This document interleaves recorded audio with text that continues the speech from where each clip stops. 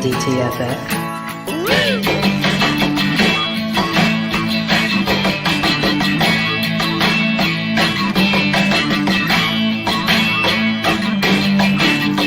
Once again, here is Drinking and Talking Fantasy Football with your hosts, Dustin Lunt and Jake Trowbridge. Good evening, everybody. Happy Tuesday. It's another exciting episode of DTFF. We are back and better than ever. We have a great episode here for you this evening. Bringing back an episode we did about this time last year, if memory serves me correct. We're squashing beefs.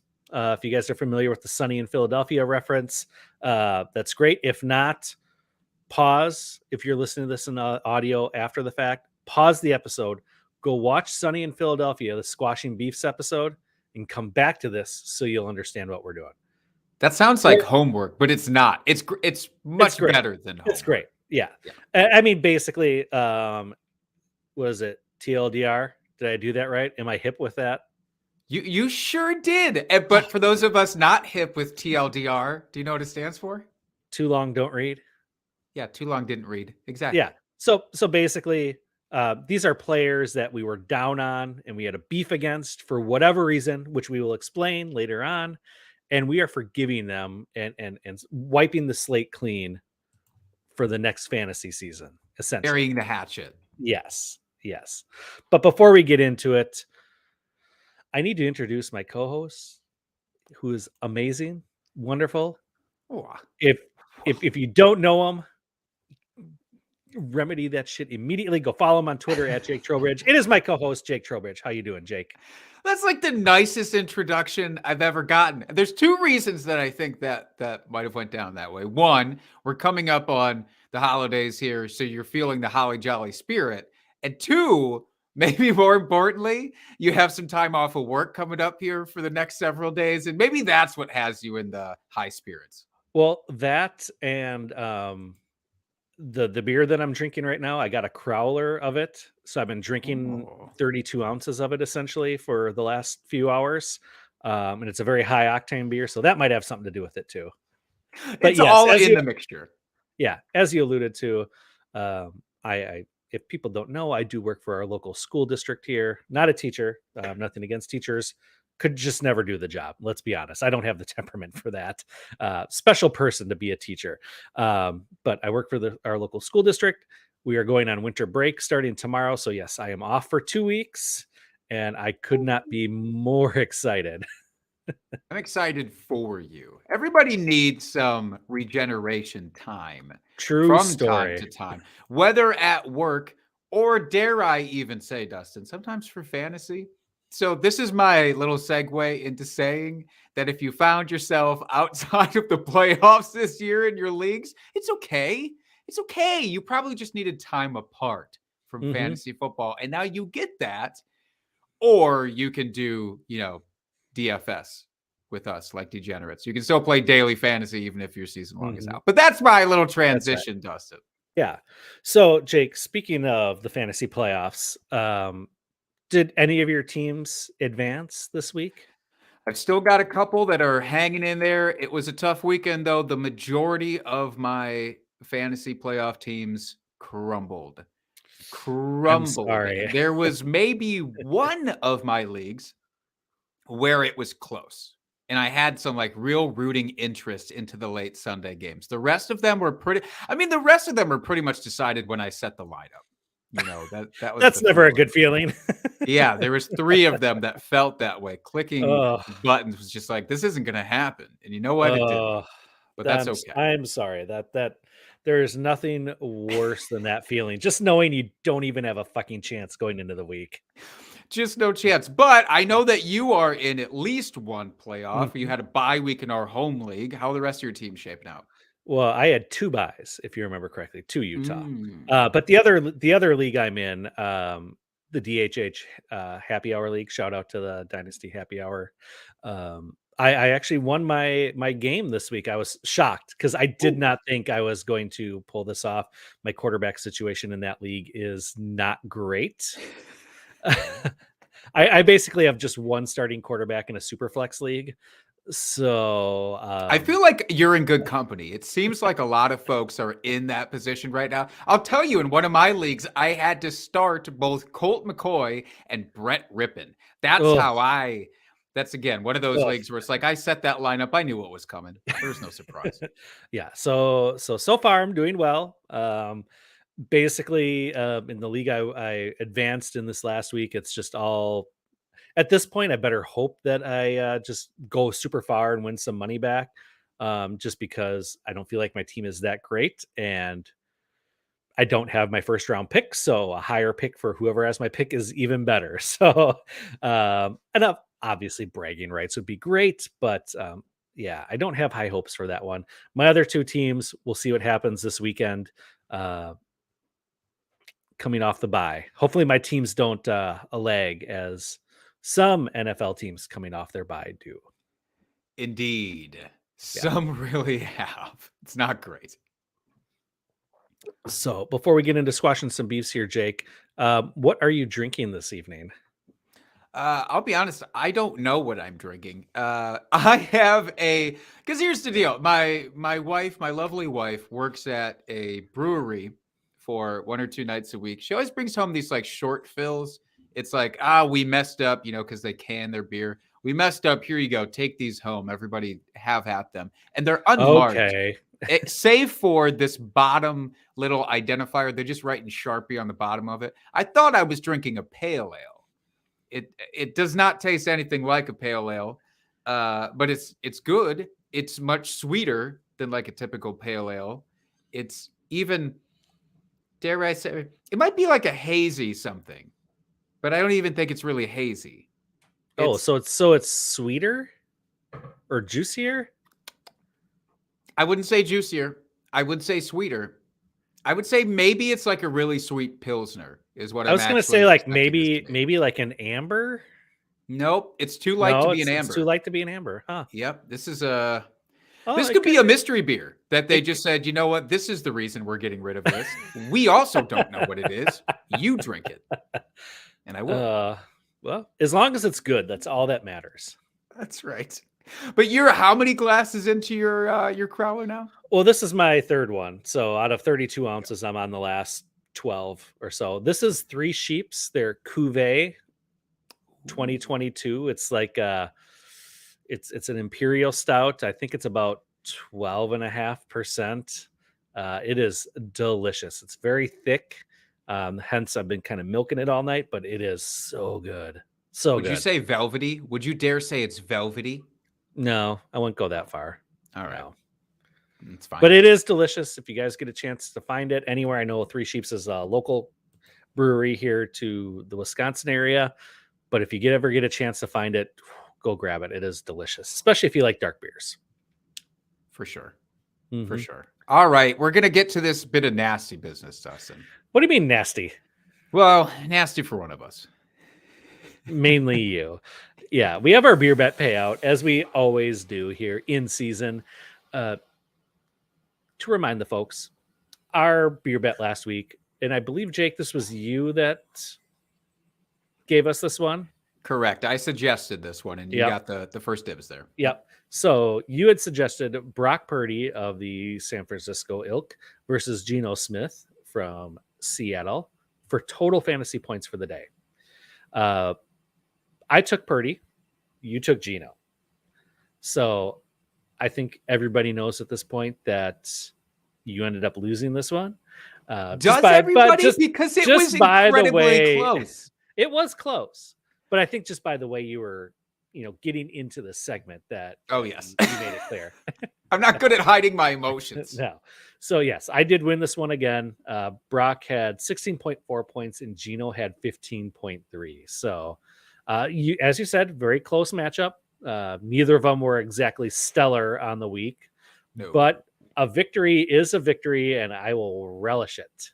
As you should. So with that, I'm going to put down some amaretto. I don't feel like this was so close. I was like, I'm not even going to do anything too terrible to myself here. But I will say that you are an amazing fantasy football prognosticator / genius. Cheers. Thank you. Yeah, that's nice. Amaretto is real nice and smooth going down. I can't say I've ever done a shot of amaretto before. It's not bad. Just had it in mixed drinks. So do yourself a favor. Switch up your Fireball one of these times. Hashtag trying to be a sponsor. You're putting in the work. You are putting in the work. We'll get it done one of these days. That's right. Normally at this time, folks, we have our drunk trade of the week. Unfortunately, we are out of drunk trades right now. So we're putting out the call. Please give us your drunk trades, especially if you're in the playoffs and you are making moves to try to win the championship. Give us those trades, because I know there's a lot of activity this time of year in those leagues that do not have trade deadlines. Yeah. More so in Dynasty than redraft, obviously. But yeah, give us those drunk trades. We want them. We need them. We love them. It's our favorite segment. So yeah, please give us those. I did find one as I was digging through. Like, I don't know even if we have anything to talk about. I have a little bit of one I'll just throw out to you, because this is prescient. This is that same league where I had to start Colt McCoy and Brett Rippon as my quarterbacks. 2 weeks ago, I said, all right, I'm actually going to get and scrape and claw into the playoffs, but I have no tight end. I had Robert Tonyan was like my tight end. It was bad. Yeah. So I said, let me trade for somebody legitimate. I traded for Dalton Schultz, and I gave away what ended up being, so Robert Tonyan, I gave him that trade, and what ended up becoming the 203 in next year's pick. Now, this is a tight end premium dynasty league. How do we feel? Did I mortgage my future too drunkenly here? No, not at all. I don't think that's bad a trade. I guess it really depends on what happens to Dalton Schultz after this season, because he's a free agent. Is Dallas going to re-sign him? If he stays with Dallas, I love it. And I guess it depends on the landing spot where he goes. Yeah. Could still work out pretty well, but no, I mean, even if he doesn't go to a spot where it's a favorable spot for him, it's more of like a lateral move at worst, I feel like, than you losing anything, even with the second round pick in there. So no, I don't hate that at all. Take it. All right, I'll take it then. I'll take it. But it did work out, and that's what can sometimes happen with these trades, obviously. When you decide that you need one piece to try to make a run, you got to go for it. We always talk about it. If you think you're going to get into the playoffs, go for it. But make the result can sometimes be bad. That's right. So, Jake, in lieu of a real drunk trade for this week, I think we should do a DFS update from what we did for our DFS show last week. Do you want to pull that up and let the folks know how we did? You betcha. So I've got my monkey knife fight if you want to pull up your underdog. But the monkey knife fight, I'll be out. Did we do it on my underdog? We sure did. I could remember I couldn't get it to show all of the slate. We had this weird thing where it only showed like partial slates for me. But you had this magic app apparently where you logged in and it treated you like royalty. So we ended up using yours. But I will say for my completed monkey knife fight, we went with 5. We did a 5er because that's how you max out, your winnings. It didn't go well. We went all in on, let me see who this was. Oh, sorry. We did way more than that. I apologize. I don't know what we did. Did I do monkey knife fight? Maybe I did underdog and you did monkey knife fights. We're so unprepared for this DFS segment. Dear Lord. No, it definitely was my underdog. I apologize. The magic of live radio. We did do 5 picks though. And the 5 picks were Devonta Smith over 56.5 receiving yards, which we smashed by a lot. He got 126 receiving yards. I think that was one of my picks, so I'll take credit for that. Sure. It very well could have. Adam Thielen, we went under 52.5 receiving yards. We hit that, just barely, but we hit that. It doesn't matter. Nick Chubb, lower than 74.5 rushing yards. That son of a bitch looked like old Nick Chubb. Wasn't great for fantasy. Didn't get you double-digit fantasy points, but he did rack up 99 rushing yards, which was not good for us. Patrick Mahomes, We chose the lower of 305.5 total yards. He got 369 against the Houston Texans in overtime.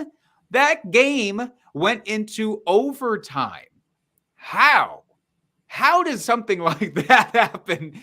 I think our process was still great with this. And then this one really stings, and it's going to sting now and later on in the episode when we do a recap for our starts of the week. We went in on Matt Ryan, higher than 248.5 passing yards against that soft Minnesota defense. He got 182 passing yards. That game also went into overtime, and he got 182 passing yards. So not great. I will say Matt Ryan was all on me. I pushed us hard into him. I don't think you were very into it, but I did push us that way. All right. So did we do just the Saturday games? I'm trying to remember here because I have a bunch of Monkey Knife fights. Yeah, no, we went all into the Saturday. Oh, Saturday. All right. So here it is. So our Monkey Knife fight, we did the 8 of 8. Yep. Did a buy-in of $5 for 125 times the prize. Let's go big. So first one, we were 1 of 8 on this. It was not great, Cotton. Yeah. So we had Tua chose more than 270.5 passing yards, had 234. We had Kirk Cousins with less than 265.5, 460 total yards. Thanks, overtime. We hit on Justin Jefferson over 99.5 receiving yards, had 123. This is the one that really stings. We had JT with more than 83.5 rushing yards, had 0, left the game early, did not return. We had Josh Allen for 255.5 passing yards. We chose less than that, had 304. Again, Nick Chubb chose less than 79.5 rush yards, had 99. Tyreek, 89.5 receiving yards, had 69. Nice. And then lastly, Matt Ryan, more than 240 passing yards, had 182. So not great there. Brutal week. But hey, it was still fun. That's right. And we're going to come back to it. That's right. At some point. Absolutely. The thing is, because you could do it every day that there's games, the practice that you get at this point in the season, again, especially if you only have, let's say, a couple of teams in the playoffs that you have to worry about, or maybe no teams in the playoff, you have plenty of time to do that. So that's right. Test some waters. I did just see I won a bunch of money in best ball from logging into Underdog, so I appreciate that. At least that was a welcome surprise. Because the rest of it was bad, but that worked out. That's always good. All right, so that was our DFS update, kind of recapping from last week's show. Let's move on to the main event here, Jake, shall we? You betcha. So yes, so these are players we've given up on. We're squashing the beef. Totally redeemed themselves. Jake, hit us. And before you start, Jake. Yeah. Looking at your list of players, I honestly had thought about putting all 3 of these on my list. So I think we're right there. I know we share a lot of the same philosophy and thoughts here when it comes to fantasy football. So not surprising that we aligned on these. So hit me with one of yours here. It makes me happy to hear that because misery does love company and all of that. And so we can commiserate about these guys at least. And my one is Josh Jacobs. I had a real will they, won't they with Josh Jacobs early in the offseason. Because early in the offseason, I was like, man, this dude just keeps getting targets. Like every year from his rookie season on, he just kept increasing the number and target share that he got. So it's like, that's interesting. Maybe I'll put a pin in him for later on and revisit him down the road. And maybe he could even be a draft steal. And then the moves that the Raiders made in the offseason pushed me away from him. Pushed me away to the point where, like, unless he fell to, like, something obnoxious like the 5th round, I wasn't going to draft Josh Jacobs because they added Devontae Adams, Derek Carr's college buddy. Of course, we know Devontae Adams as a machine in terms of targets himself, in terms of touchdowns. in terms of just being an amazing wide receiver. We thought, all right, we've now got Devontae Adams, along with Darren Waller, a very solid athletic tight end who's proven to be pretty fantastic, and Hunter Renfrow is kind of this underrated route runner himself, slot guy. And we said, well, with those three, is Josh Jacobs going to have any targets for himself? And so I will hedge just a little bit by saying, of course, there was injuries that factored into part of what he did this year. Mm-hmm. Hunter Renfrow and Darren Waller, both injured for a very long duration this year. Devontae Adams was still in there doing his thing, doing what we expected him to see. As of right now, Josh Jacobs, without as much competition, has 55 targets, pretty much on pace for what he did last year, without those guys in the lineup. But where it really gets dicey is he didn't even need the targets this year. Josh Jacobs wasn't a pass-catching running back as like trade, as your big fantasy boon. He just already, I didn't know this number until I looked it up for the episode. It feels overwhelming. 1,495 rushing yards already on the season. There are still games left to be played.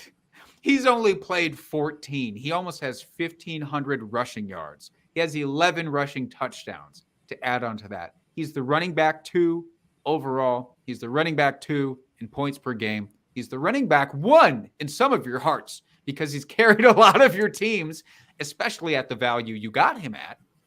Probably a lot of folks who have Josh Jacobs are in the playoffs and are probably positioned pretty well. And so it just feels like this reevaluation. Now, he's in his 4th year. My assumption is that the Raiders, if they haven't already, and I did not look this up, but if they haven't already extended him or at least franchise tagged him for the 5th year, whatever, like I would see that happening. Like I would expect him to stay there. I'm pretty sure they did not pick up his 5th year option. Ooh. So I do believe he's a free agent after this year. Do you think that he goes back to Las Vegas, or do you think he's done such an amazing job that there's a bidding war for a running back again? I think there could be a bidding war for him because he's still young enough. I mean, he came into the league very, very young. Yeah. So what is he, like 24, 25 right now? Like he's still pretty young in the prime of his career. So I do think he's probably going to end up testing the market. It's not like Las Vegas is a Super Bowl contending team right now. They're in I want to say what is a competitive AFC West division, but not so much, not like what we had thought going into the season. Yeah. But I do think he'll probably test the waters. This is his one chance to really get that big contract. And there's always teams that are looking for a running back, especially I want to say teams that have a later pick, but that's not necessarily true because just with the way the drafts have been going, you see running backs drafted later in the first round or basically in the second round. So, but I do anyway, off top. Anyway, I think I think he is going to go end up testing the market, see what he can get his big contract. But yeah, I think I agree with you though. Just the whole premise of Josh Jacobs, I was down on him going into this season just after what we'd seen from the first few years. It's like, all right, he hasn't really done it. He hasn't gotten the production like we'd seen, wasn't super involved in the passing game like we had hoped. But this year's just been crushing. I mean, he's going out and earning that next contract. So Josh Jacobs, yes, I'm sorry that I doubted you. And do we think then, just to push this towards a dynasty tilt, let's say that you have Josh Jacobs rostered and he's doing this amazing stuff and people are noticing. Do you, in advance of potentially him testing the market, which often does not go well for running backs, for fantasy, for their payday, yes, great. They can get paid and that's wonderful. But often if they do that, I can't remember the last time a running back tested the market, signed to a new team, and was like so much better, especially after a season like this. Would you be trying to trade high on Josh Jacobs? I think if my team was not competitive, yes. If I had a competitive team, I would hold on to him, hoping that wherever he goes, he's going to get utilized. Like he's with a minimum of what he's been utilized this season. But if I'm not competitive, yeah, I would cash out high, get like maybe a first and a second, or a first and like a unproven rookie at this point. Maybe like I don't know if you could get like an Isaiah Pacheco, but Could. some maybe like a David Bell or something, a first plus a little something extra just to sweeten the deal a little bit. I like that. I was going to say a first and a second round pick felt like about what you would get for him. And I think I'd be okay with that. Yeah, absolutely. We're All right there. Yes. Who do you want to talk about now? Let's see if we can keep this connection going. All right. So this is a player that we have talked about so many times on this podcast, and I flip like a goddamn pancake on this player. I flip flop, flip flop, flip flop, Snip, flip, snap, flop. snip, zap. Yeah, exactly. It's if you guys haven't figured it out by now, it's Amari Cooper. This guy, I don't know from day to day, week to week, year to year if I love him or I hate him. And it'll probably be that way until he retires out of the NFL. Let's be honest. But this season, he has performed better than I expected, especially going from the Cowboys to the Browns, where they had Jacoby Brissett starting the majority of the season. I honestly didn't expect him to do as well as he's done. So on this season, he is wide receiver 14 overall. So just outside the top 12. Points per game, he's a little bit lower at wide receiver 19, but still very respectable. The fact that he is fringe top 12 wide receiver, I would not have guessed at all. I thought he was going to be more of a low end wide receiver 2, not a high end receiver 2 going into this season. But he's stayed healthy. He's been a great target there in Cleveland. And I don't know what else to say, except I'm sorry, Amari, that I doubted you and your performances.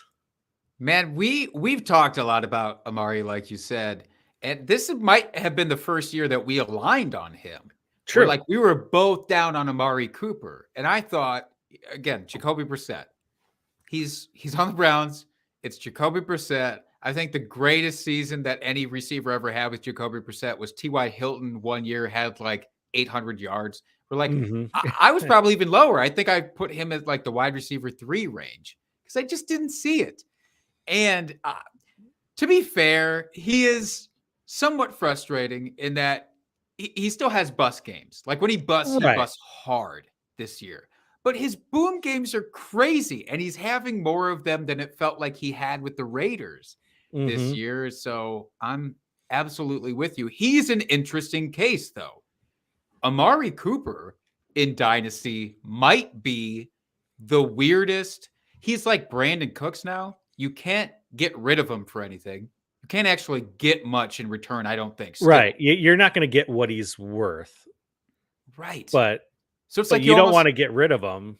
You don't want to sell low on him. So it's right. Yeah, you're in this weird area. I think you're right. Maybe he's a good still buy low, trade low candidate because he is 28 years old.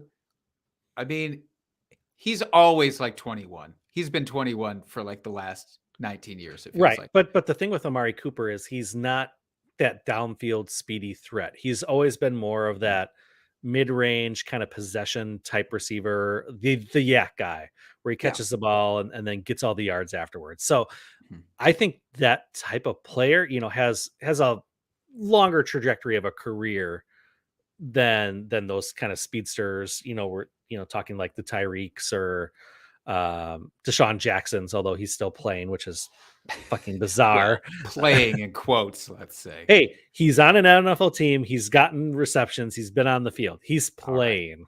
All right. I didn't say he was producing. I said he's playing. Okay.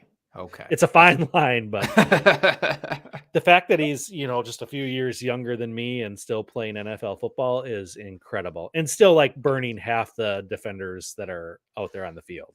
Agreed. But to that point about Amari Cooper, then maybe you throw a second round pick at him, high second round pick, probably. Yeah, Maybe I not was even. thinking like a mid to high second round pick, or maybe a couple of thirds might get it done. On draft day, I bet you could go for at least a low end second round pick and get him. Like on rookie draft day for Oh your yeah. leagues, I guarantee you could make a deal like that. You might have to Oh, throw for in some sure. just random shit on top of it to get it done, but I bet you could. Yeah, absolutely. I agree. All right, Jake, who do you got next? All right, let's talk about Amon-Ra St. Brown. I just whiffed. I whiffed on this guy. I whiffed on most of the Lions. I'm not afraid to say. I whiffed on most of them. And it's just because I didn't give enough credence to the coaching staff. And I didn't give enough credence to Jared Goff being able to be coached well enough to make dudes flourish. Like Jared Goff has actually been okay himself. He's been fine for fantasy. For real NFL, I'd argue he's way better than he is Oh for yeah, fantasy. absolutely. And Amon-Ra St. Brown is good for both. Amon-Ra St. Brown currently wide receiver 6 overall, wide receiver 9 in points per game. And he's been a moon player. Like you start him and you feel like you're on the moon because he keeps producing more than anybody told you that he would, including myself, coming into this season. And I just thought his main appeal last year towards the middle half, or the last half, I should say, of the season was there's no competition for Amon-Ra. Everybody was injured. Literally every damn receiver that had come into the season on that depth chart felt like they were injured by like week 5, week 6.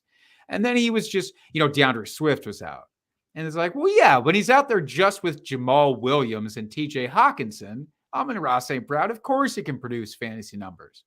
Now the whole gang's back together. They've added some parts, and Amon-Ra is still crushing it week in and week out. It's to the point, if you bought low on him, congratulations, because you have set yourself up. Like your dynasty team is set up pretty well. Because I don't know, Dustin, I don't feel like Amon-Ra is going any damn where. He looks like a perennial, maybe not a top 6 guy every year, but a perennial wide receiver 1 type of dude. Absolutely. So yeah, I agree. And I don't care what people say. I know Jameson Williams had the one long touchdown catch, but then the next week he didn't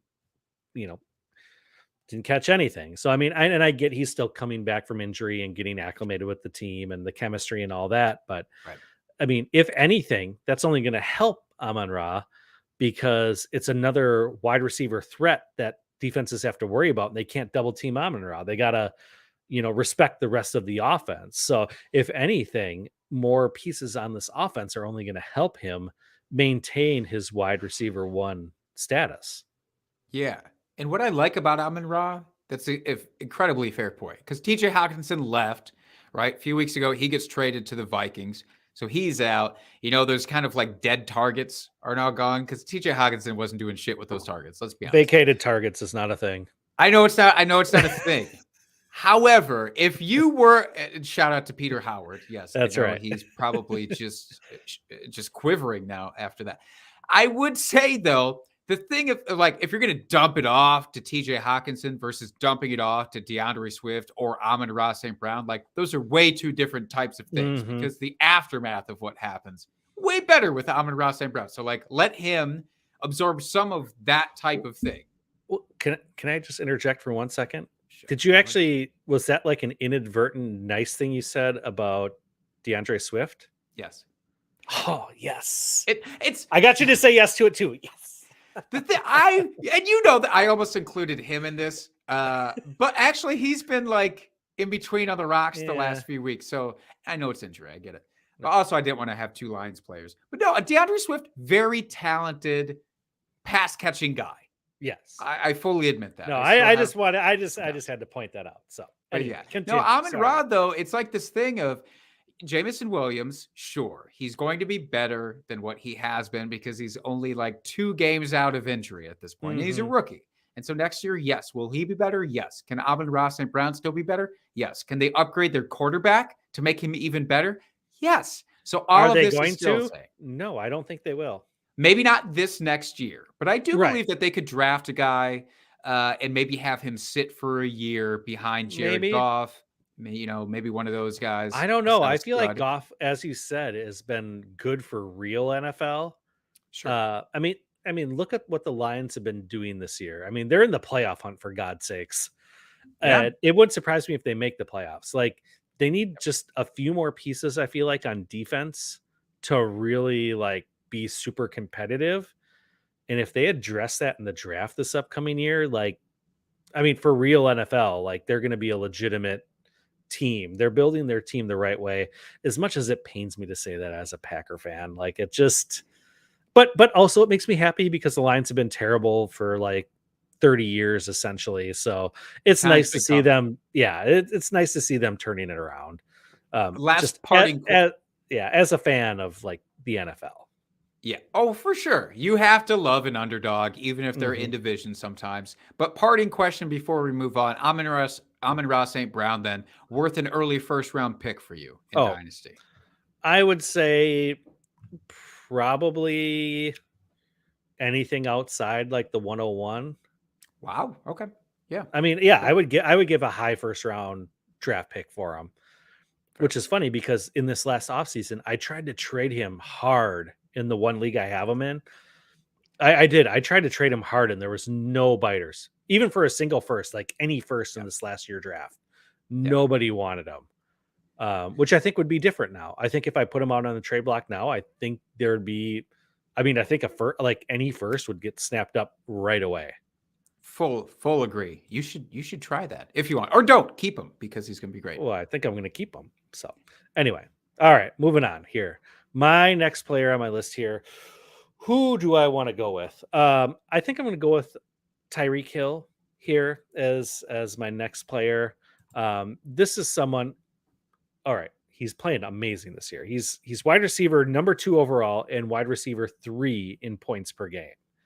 I know going into this season, I know I'll only speak for myself. I won't speak for you, Jake, but I feel like we were on the same page here. With the trade to Miami, we were both a little bullish on his draft capital and his ADP, with both him and Waddle being essentially top 12 drafted wide receivers.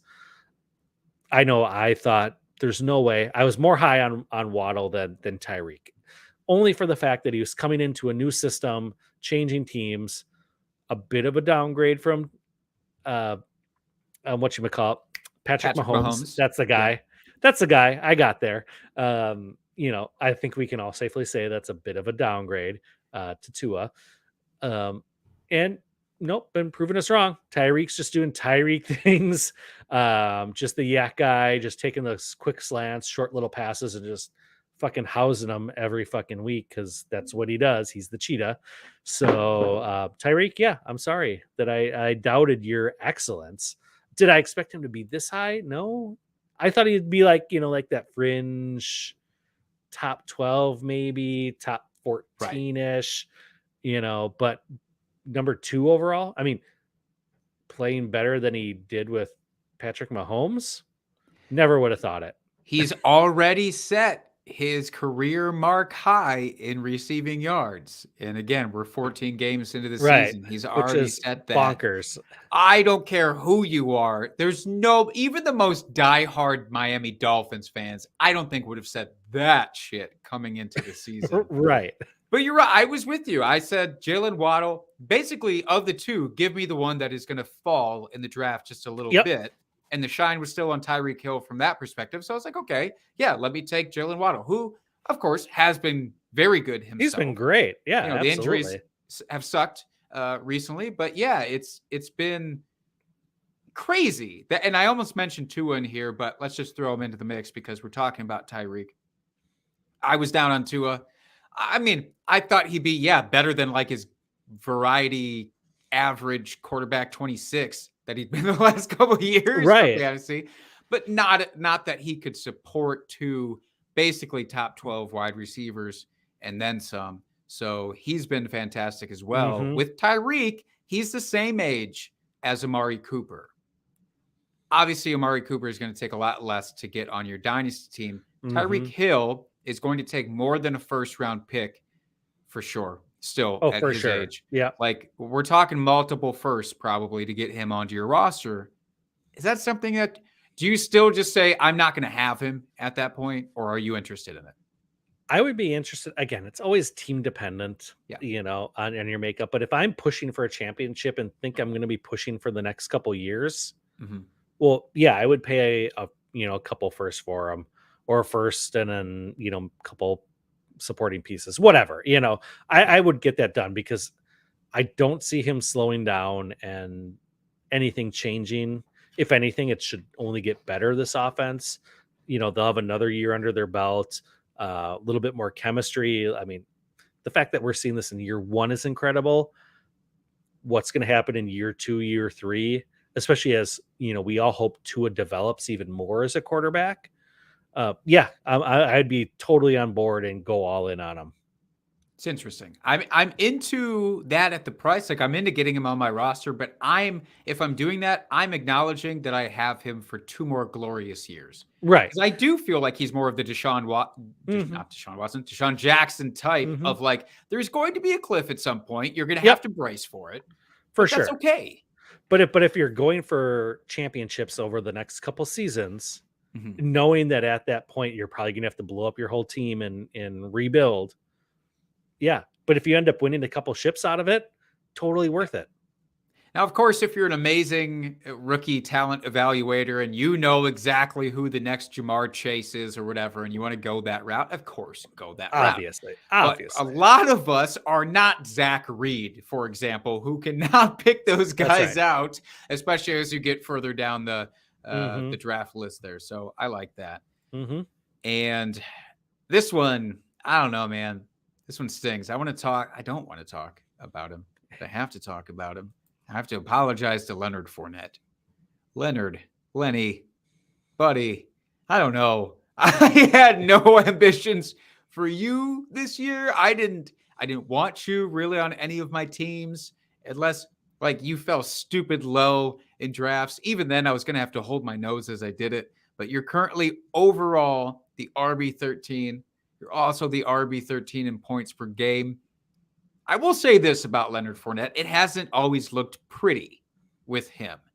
And some people who roster him might see the finish right now or the week 15 finish and go, yeah, but he really screwed me in a couple of weeks. That's every running back. It happens. Every running back pretty much, save for a couple of dudes, has outright boned you on some weeks. Leonard Fournette, you did not have to pay up for that. You did not have to pay up for the boning with Fournette. So I do think he's a very curious case because earlier on in the season, especially, it was like, oh, he's getting all the touches. This is nice. And if you believed in the Tampa Bay Bucks, then I guess some of you I know believed in Leonard Fournette just by proxy. And I get that. And Tom Brady, I was done betting against Tom Brady. And I was just figuring more, well, they're going to still air it out to Mike Evans, Chris Godwin, Julio Jones, Russell Gage, all these guys that I like on this team now. There's not going to be enough piece of the pie for Leonard Fournette. And it turns out that's not, it doesn't even matter. That Rashad White, rookie running back that people like, he's in there. It doesn't matter. Some of it's been on the ground. Some of it's been through just insane amounts of targets. And it depends every week. But every week, pretty much, he's been good for you. So I don't know. This is what sucks about even evaluating somebody like him. He's 27 years old. Next year, Tom Brady should maybe even retire at this point. Maybe. Do you even try? Do you even try to go for a guy like Leonard Fournette? I have no idea what to do with a guy like this in Dynasty, quite frankly. I want to sell him, but what can you trade him for? I don't know. You probably can't trade him for much, and I'm trying to look up to see what his contract is. I guess here's my question. Does it matter for Leonard Fournette? Yeah. So he is signed. So through this year, he has a dead cap hit. Well, this is this year. We don't care. So next year, 2023, he's age 28. He has a dead cap hit of $5 million. So I can't probably be with the Bucks. So yeah, he'll probably be there. I would guess that from what we've seen out of the rookie this year, Mhm. that it's going to be probably closer to like a 50, like a true 50-50 split next season, as opposed to Lenny getting the majority of the rushes as we've seen this year. And Yeah. then I think after next year, he'll be cut unless they end up trading him somewhere. But I don't know a team that's going to want to take on that salary. I mean, he's owed $7 million next year. So I can't see a team wanting to take that on for basically a 1-year rental. So yeah, I Yeah. think he's with the Bucks, but I think his workload will probably be a bit diminished, only because the rookie's going to be second year in, more familiar with the system, probably the younger, more explosive guy. Well, Yeah. he is younger, but probably the more explosive guy. And if it's more of the last 5 weeks when Rashad White has started to get involved, then Mhm. you're probably not going to love having Leonard Fournette on your Yep. team. But also, that's because the offense in general has just kind of sucked the last few weeks, Mhm. save for like one magical game. Right. So yeah, he's a tough cookie. I will probably end up being out on him again in redraft next season, and maybe he'll show up in this segment again next year. Who knows? Probably knowing that. All right. My last one here before we move on is Tony Pollard. He is RB7 overall and RB8 in points per game. Now, I will admit I was a big Zeke truther going into the season, and I thought we would see pretty much what we'd seen the last couple seasons, the split between Zeke and Tony. And I know Zeke's been dinged up a little bit this year, which has allowed Tony to really shine. But the fact that he's still being utilized as much as he had when Zeke is still healthy, uh, I mean, I hate to give. I'm not going to give Mike McCarthy credit because it's not him. I will give who's their offensive coordinator, Kellen Moore? Kellen Moore. Thank you. I will give him credit for utilizing his best players, and allowing Tony Pollard to be on the field and getting him in the positions to be useful, and he's been super useful all season. I think, early in the season, not so much, but as the season has gone on here, like I said, as Zeke has gotten injured and then been coming back, they've just been riding Tony Pollard. And I always thought it was just going to be Zeke's the guy, Tony Pollard. We see the upside with Tony Pollard, but he's never going to get the run that we need for him to be truly fantasy relevant outside of a Zeke injury. Well, that's not true. We've been seeing that. So, Tony, I'm sorry. I doubted you. I never doubted your talent. I doubted rational coaching. Let's put it that way. So, I'm glad to see that the coaches are finally putting you in the position and playing you. And I'm sorry that I was so high on Zeke and doubted your excellence. We'll put that to rest. Oh, this might be the most divergent one that we've had. Maybe Fournette. I don't know if you were on or down on him as much as I was. But Pollard, we definitely took stances in the offseason. I Mhm. was just more anti Zeke than I was pro Pollard, though, Right. to be fair. It's not like I was really crazy hyping this guy up. But I did think if he was going to have a lot of fantasy utility, like be a really top guy, it would all come from the catches. It would all come from the pass catching, which really hasn't been the case for him either. He's kind of on the Josh Jacobs level of that, like on pace for 56 targets, which great. Like any running back, I Mhm. get it. That's good. But it's not like CMC level shit that we were thinking he might see in Mhm. terms of pass catching. So it's been amazing that he has shined and he's had like 3 games with over 100 rushing yards. And I love it. My question Yeah. is, Jerry Jones still loves him some Ezekiel Elliott. Ezekiel Elliott is not going anywhere next year. He's not. He is staying around. And so, do you now try to send something out for Tony Pollard once the inevitable like off-season Jerry Jones shit comes out about Zeke and how much he loves him and they want to do everything they can to utilize him? Do you think that there will still be an opportunity to trade low for Tony Pollard? I don't know if you can trade low for him at this point. Just because I think the people that have been holding on to Tony Pollard are probably believers in him. So yeah, I don't know that it's necessarily a trade low. I I mean, again, looking at Spotrac, the Cowboys do have an out after this year. Um, Yeah. it's a fairly hefty dead cap hit. but it is manageable.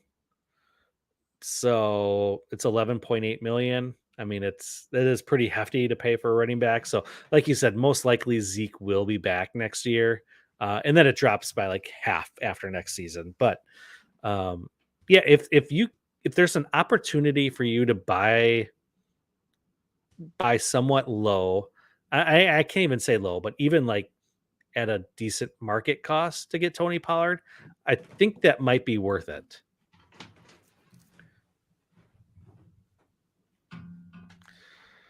And now I'm going to talk to myself here because Jake turned off his camera, blah, blah, blah. No. So, yeah. So basically, go out, get Tony Pollard if you can at cost. If you can get him for like a second and a third or a second and a throw in piece, I would do it. He's only going to get more and more usage, especially next year as Zeke's kind of on the last year of his contract with the Cowboys, I would suspect. So go for that. Yeah, I like it. And of course, never Zeke is what I'm going with. That's not true. He's been fine. He's been fine. Okay. I kid, kind of. All right. Let's move on. So we're going to recap. We're going to do start of the weeks, recap last week. So Jake, you had Matt Ryan at Minnesota.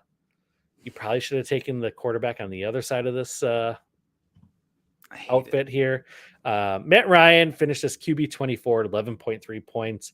Like both of us are really disappointed in that performance. Thought it would be much better, especially since the game went into overtime, for God's sakes. Can we just say for a second how incredible that game was? I don't know if you were watching it at all. Did you watch any of that game? I had a holiday thing I had to be at. I wasn't able to watch that, unfortunately. Oh my God. God. I did get the alert at halftime where I was like 33-0. This game is outrageous. I had it on because I was like, doing work, on my laptop and just kind of had the games on in the background. And my wife was kind of doing some housework and doing work for her work as well. So we're just kind of putzing around and lazy day. And I kind of just quit paying attention at halftime because they were down by so much. And then all of a sudden, things got super interesting. And yeah, it was great. I didn't want to root for the Vikings, but I was kind of rooting for them because it was such an incredible comeback. So yeah, a game for the ages. Let's put it that way. That this is going to be one of those instant classics that they show all the time. Sure. So great game. Anyway, my start of the week last week was J.K. Dobbins at Cleveland. Not great either. It was a low-end RB2 at RB19 overall with 13.8. Double digits. Respectable. I say it's respectable, but not what I had hoped for coming off the week before. But as always, we're looking to improve for next week. So, Jake, who do you have as your start of the week? Well, it seems that every year there's some old goddamn running back who comes out for the fantasy playoffs to carry certain teams across the finish line. And it seems like it is Jerick McKinnon's turn right now. Jerick McKinnon has been unstoppable these last couple of weeks. Like out of nowhere, it felt like, which as a former Jerick McKinnon truther stings that he waited so long to do this. But what I think is even most important is he's going up against the Seattle Seahawks. Seahawks run defense has been absolutely atrocious. The last 5 weeks, here's what they've allowed from backfields. 1,129 yards and 9 touchdowns.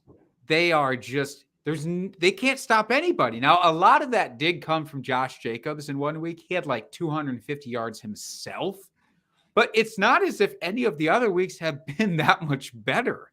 Mm-hmm. They've been giving up, and not like to crazy good competition like Leonard Fournette we were talking about. He was one of those guys in the mix, but it just feels like Patrick Mahomes wants him as his new toy for these next couple of weeks, and I'm just going to ride that hot hand. Yep, absolutely. I don't hate that at all. Oh,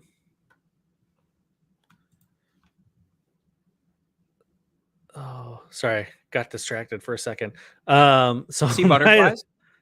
My start of the week is Devonta Smith. He's been on fire the last few weeks. I know he's kind of the overlooked secondary receiver on that team. You have Dallas Goedert that's supposed to be returning this week. I believe he just got upgraded from the IR. So, but Devonta's been balling out as we picked in our pick'ems this last week. So I expect that to continue. The defense against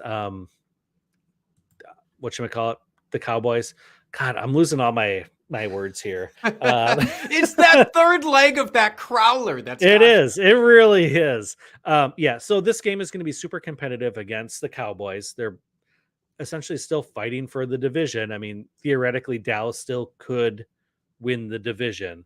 So Dallas needs to win this week. So that means Philadelphia is going to have to play. Sounds like Jalen Hurts is going to play this week. So assuming he plays, it's going to be wheels up for Devonta. Yeah, this was going to be my big question. Jalen Hurts, there was that whole issue with his maybe sprained shoulder, and now it's seeming like maybe not. Maybe it was something else entirely that was just more personal and wasn't really injury related. So even if Gardner Minshew plays, like I don't know that I'd back off of Devonta Smith. No, free the stash, man. I mean, wheels up. Yeah, I think he's good either way. That's right. All right, Jake. So let's do our beer bet, and then I got a surprise after that. So I know. So beer bet, my turn this week. I've got a couple on the docket here that I was looking at before we started. So I think the one I want to go with, it sounds kind of gross, but I think this game is going to be competitive because it's for playoff positioning. Okay. So I'm going to go with the Commanders and Niners game. Okay. I know.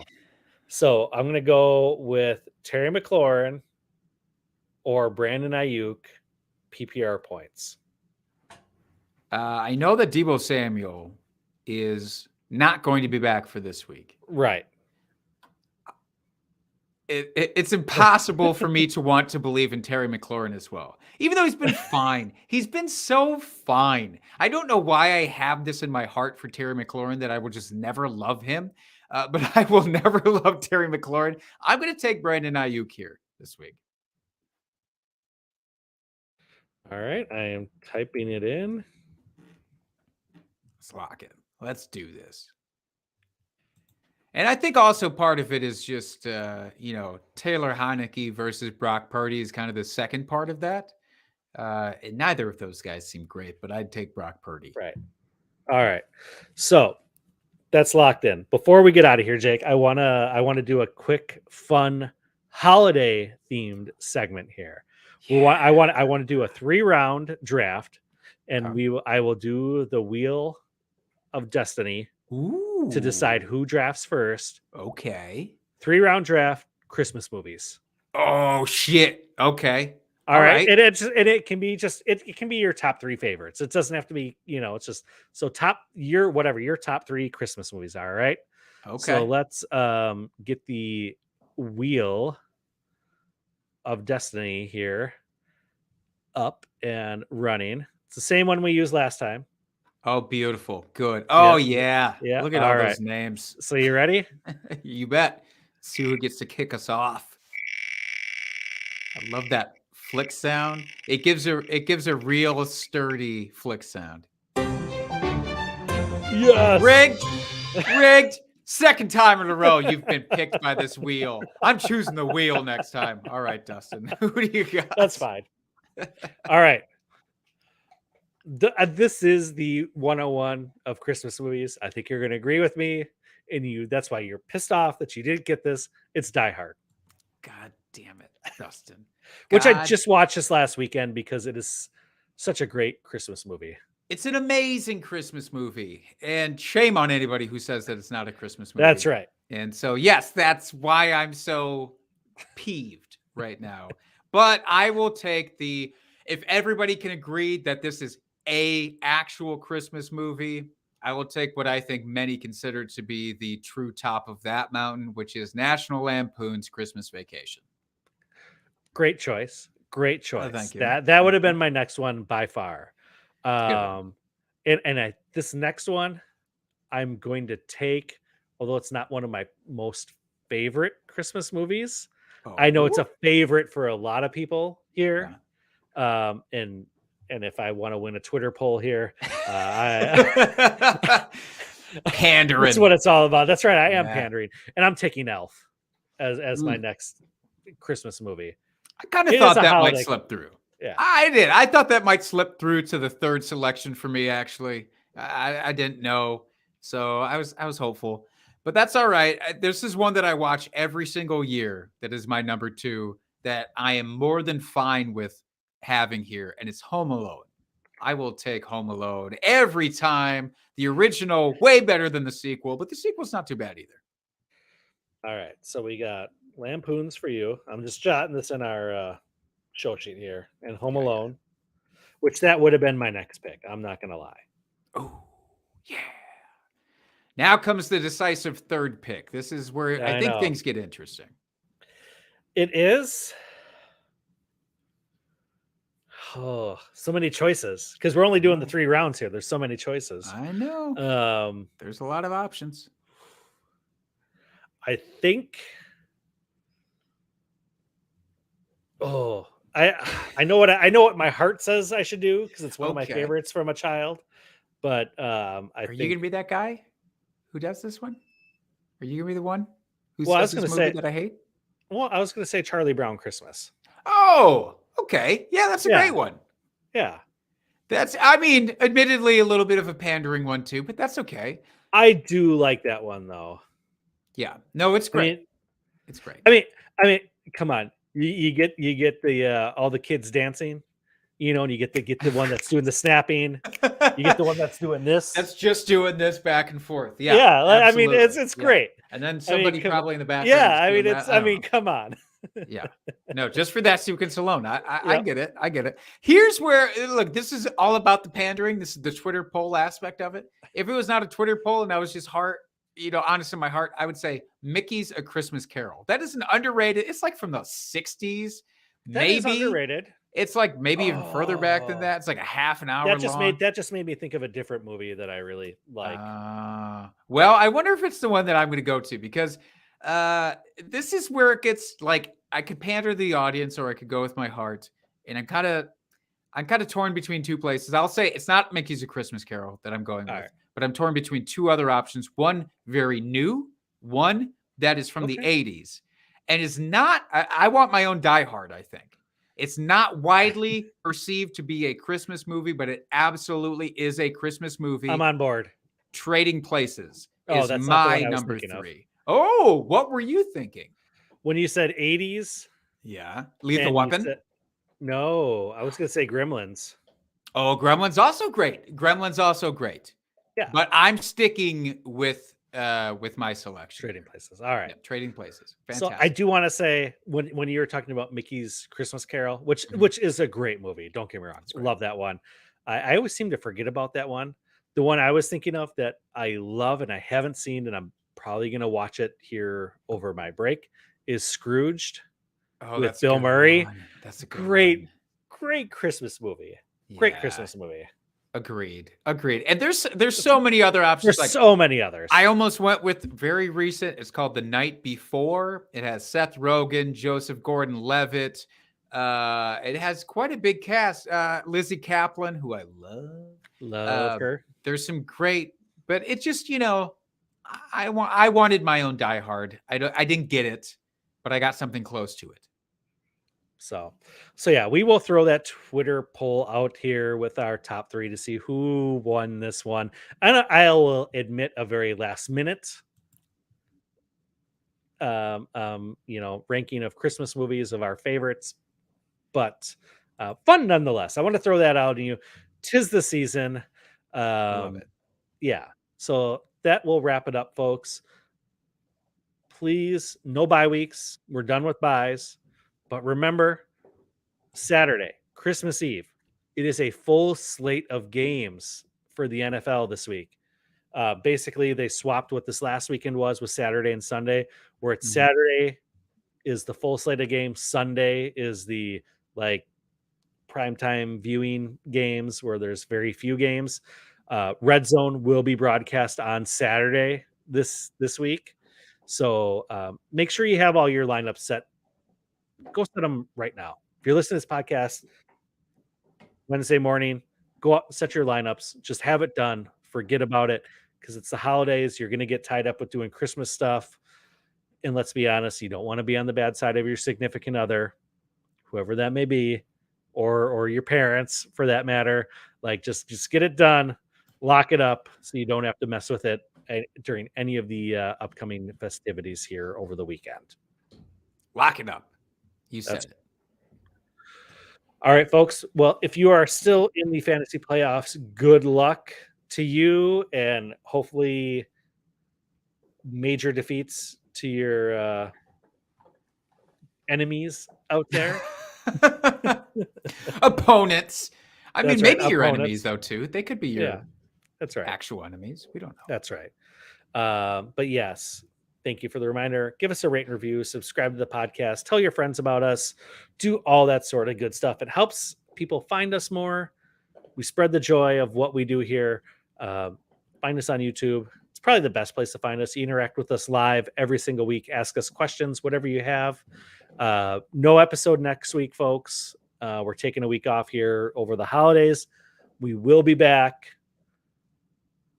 in the new year. That's right. It will be the new year when we come back. So we'll be back 2023. That's right. Where everything's going to be turning up Millhouse. I love it. All right. Until the new year, folks, keep drinking and talking fantasy football. Cheers, FFers.